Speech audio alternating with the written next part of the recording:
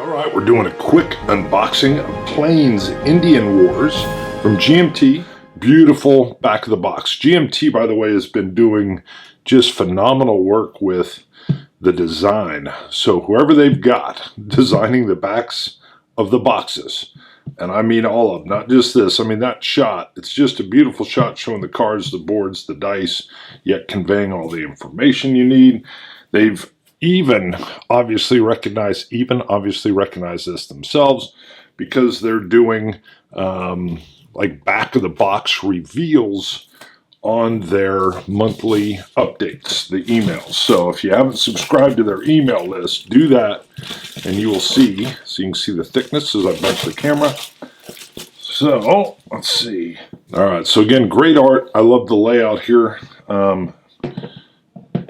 Feels, I don't know, leatherish, even though obviously it's just glossy paper. All right, continuing that Western art theme, solitaire rules.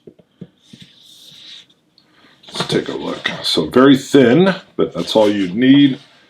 So I'm used to playing a lot of games solitaire where I just play multiple hands, but curious to see how that works. Not bad. Here's the regular rulebook. Oh, again, also very slender. So Academy Games put out their Birth of America series, and they got one game with the Vikings, 878, Birth of Europe, using the same system. This is a very accessible, light system that uses dice, almost like a pre-programmed. Certain dice will have a higher probability, or certain groups will have a higher probability of hitting, and their dice reflect that. So you don't have to look it up, it's just there. Cube movement chart. All right, sequence of play, very nice. We're going to come back and unfurl the board, but boy, it looks good already. We can see thickness. Again, this warm Western kind of feel to it. We'll come back to that. Beautiful dice, larger die, rounded edges, stark colors, easily distinguished, very nice. I don't even think I need to take those out. You get wooden cubes representing the forces that will be in the different sections of the map, which are set up area control. So style, we're just delineating lines, showing the different areas on the map. These larger than normal, I wouldn't say tarot card size, but we'll come to the bag in a second.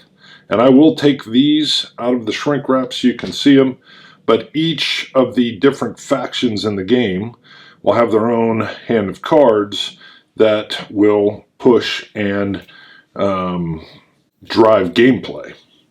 Couldn't find the word. So again, great design coming across here. Very nice, clear, distinct. We'll get these out of the shrink in a second. So you're doing a bag draw in order to, it's kind of like a chit draw to determine turn order. So if you're playing, you could play 4-player. You just don't know where your team's going to go, but you have an alliance with the other similar player. So the railroad or the citizens and the U.S. cavalry, or the different native bands, the tribes, Southern Plains tribes or the Northern Plains tribes. You'll be drawing the discs out of the bag, determining turn order. So you never quite know when you're going. All right, let me get these out of the shrink. All right, I won't go any further into gameplay, but we'll just work through and show you the cards. I will do a review later after I get some plays done. Again, you can see the size of these cards. Bigger than a normal deck, a little bit smaller from memory serves of tarot cards, but it's coming close to those larger size cards. I really like these bigger cards. So let me just move through these. I know I'm not explaining how they work.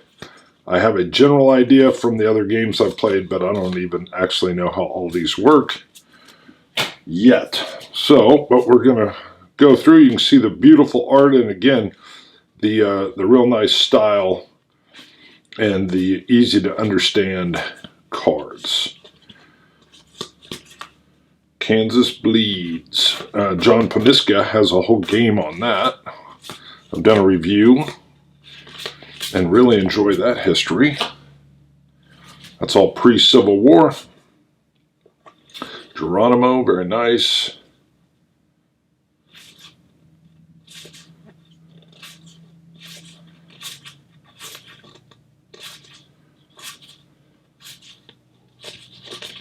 All right.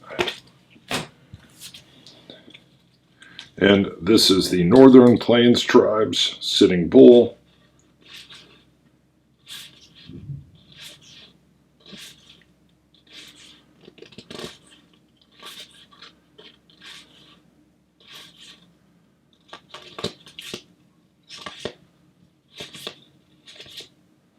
All right, let me unfurl the map so you get an idea of that. All right, I'm going to pan around just a little bit on this map. You can see the clear area control lines that are coming in. There's one thing I'm familiar of just from looking at, I think it was some of the pictures that were coming out. The Rockies are listed over here. Whoops. But Denver is right there, and I grew up right there in the Rockies. So this is the Rocky Mountain range that kind of trails up. So, a little odd, but whatever. I still like the kind of the palette choice and the delineating lines. So, this is the railroad that's being built coming through the territories, and you can see the wagon train areas that are coming through as well. Let me pan around so you can get a little bit better view. It's a very nice big map. So we'll come on over. Whoop, we'll get a little glare there. We'll come down. And it starts over in St. Louis with that U.S. like shield there. And then you can see everything, railroads and wagon trains moving out of that location. Let me zoom in a little bit. And now that I'm zoomed in, we'll just come across so you can see there's Canada.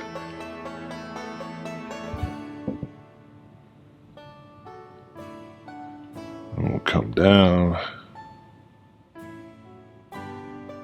Just giving a little more detail.